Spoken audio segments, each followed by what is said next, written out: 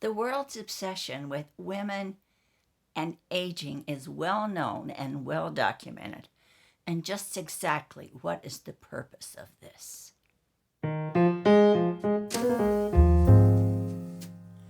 I believe that women of all ages can enjoy a life rich with health, vitality, and joy, whether they are 19 or 89. Beauty comes in all shapes and sizes and varies from person to person and culture to culture.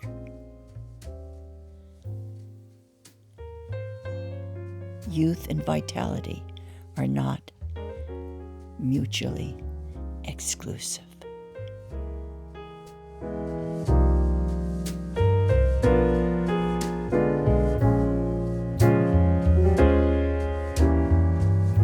Hello and welcome again. This is Sandra Hart at Life Over 60. Thank you so very much for stopping for a few minutes to join me today.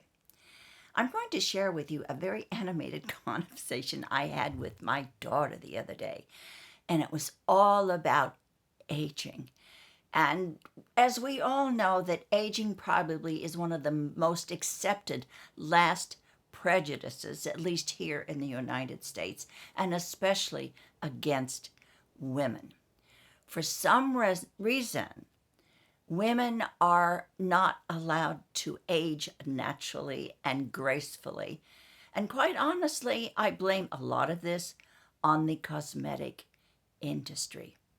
It's almost as though if we see a wrinkle or we have an imperfection, it makes us less attractive and it makes us old and it makes us so undesirable. And my daughter, who is 59, kind of is on the edge of not wanting to get old and fearing of getting old. And she happened to remind me the other day of Betty Davis and a very famous saying, and I think she had it on a pillow in her living room on her couch, and it said, "Aging is not for sissies." And in a way, I guess she is absolutely right. But I have a different take on aging. And I believe that it's not our fault, because we are forced and we're pushed into this media frenzy of, oh, you have to stay young. And if you see a wrinkle, God forbid, it's the end of the world. It's not true. And it's absolutely not our fault that we have been fed this. I know every time that I look in the mirror, sure, I see wrinkles, I'm getting older, and maybe, sometimes I wonder, what's happening to my body. It's not what it used to be. But I know from life experience that that's not the most important thing in the world, and it's not the most important thing as to who we are. I am much more, and you are much more than all of these cosmetic people tell us that we have to be. Of course, I take care of my skin. I want to have the healthiest skin because it's the largest organ in my body. I take care of that skin, and I want to have as nice a face as possible as far as wrinkles and things go. So I take care of it, but it's not only for cosmetic reasons, it's for health reasons and it's for mental health reasons. So that when I look in the mirror, I say, hey, you're not too bad for 84. But I have wrinkles. And I know that no matter what I do with my skin, what type of skincare I use, unless I get plastic surgery or Botox or use fillers, they're going to come. But I accept that. And when I look at other women, who in my mind I think are the most beautiful women, are those that have aged so gracefully. I feel so sorry for all of the Hollywood actresses that are pressured to look like they're 40 when they are 45 or 50 or 60. I feel so sorry for them because they have played into this mystique of you are absolutely worthless once you start seeing wrinkles and bags and changing. And they wind up having so many procedures that they start to look really freaky. Now I know I'm not going to be speaking for everyone. I'm speaking for myself and how I feel about aging naturally. If it makes you feel better to do procedures, then I certainly think, it's everyone for themselves, whatever makes you feel good. But I have always felt that I want to age naturally. And I want to go against all of the prejudice that are out there. And I don't want to be swayed by any cosmetic commercials. And there go all my endorsements, right? That I no cosmetic company will ever endorse me because I am so against not aging gracefully and naturally. And what can we actually do about it? Well, I think it's not to play into all of the stereotypes that have been talked about with aging and women. You don't see men under this pressure very much at all. They are allowed to age gracefully, get gray sideburns, and look distinguished, but not us, not women. And I don't know if it will ever change. And the only way it will ever change is that if we women who are mature embrace aging naturally and we don't buy into all of the craziness about doing things to alter our appearance so that we can become younger looking, because inside our body is aging inch by inch. So no matter what we do on the outside, if we don't take care of ourselves inside, it's a moot point, isn't it? That is why it is so important, and I've said this, to give yourself a high five in the mirror when you wake up and say, I love you, girl. I love who you are today.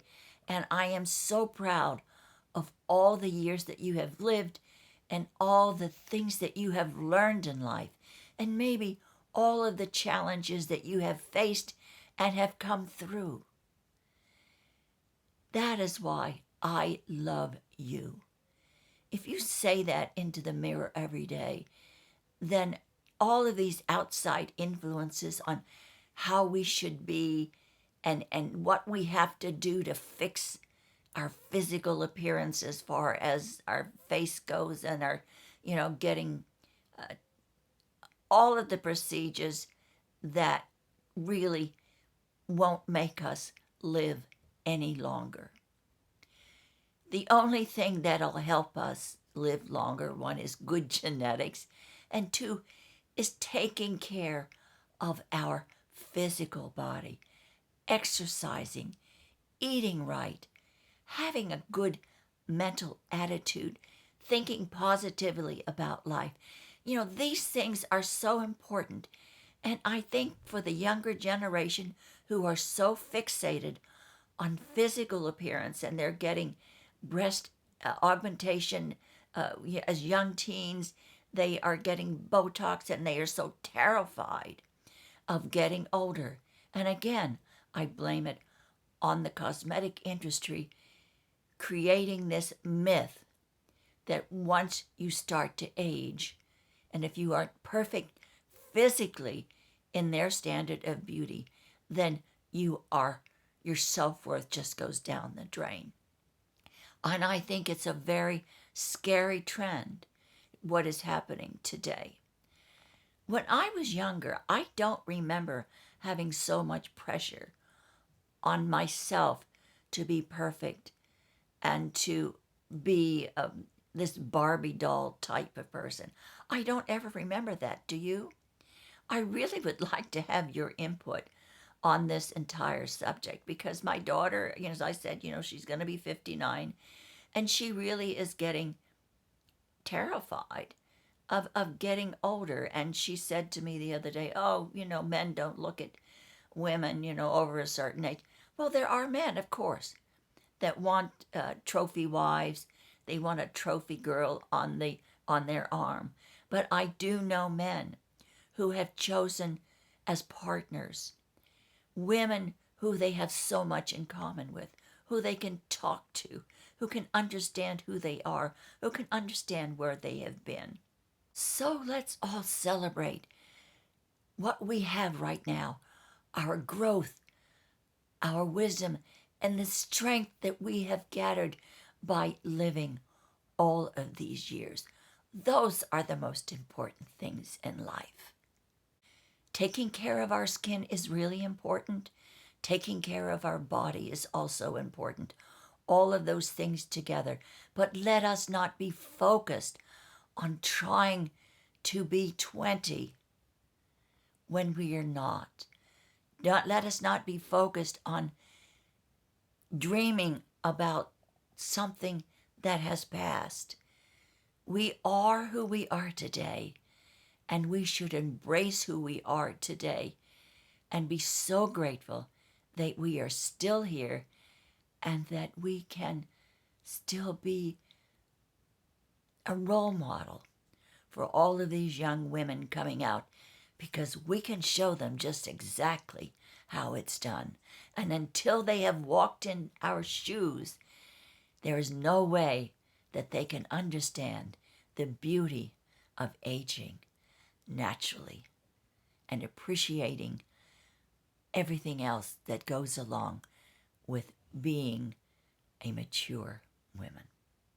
There is far more to living and breathing and being than trying to stay young forever.